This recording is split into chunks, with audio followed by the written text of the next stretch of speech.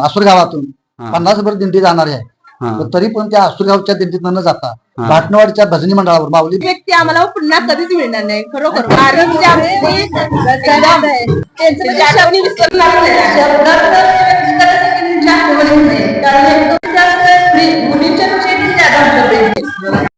ही बाबांची आमच्या काठी, की बाबा या काठीने कधी मी बाहेर जर गेलो कुठं रोडला गेलो तर आम्हाला असं पाठीवर दणका मारायचं. या आठवड्या काठीत मला ही काठी बघितल्यानंतर मला कधी लक्ष येते बाबा जवळ आहे असं मला वाटते.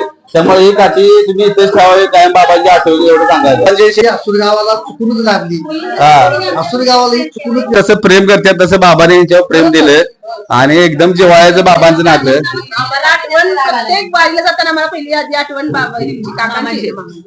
आमचं मी माझ्यातर्फे म्हणतो बाबांचे आशीर्वाद तुमच्या पाठीचे आहे. बाबा पाठीमध्ये तुमच्या राहतील का अडचण. हो, पुन्हा कधी नाही. चला नमस्कार.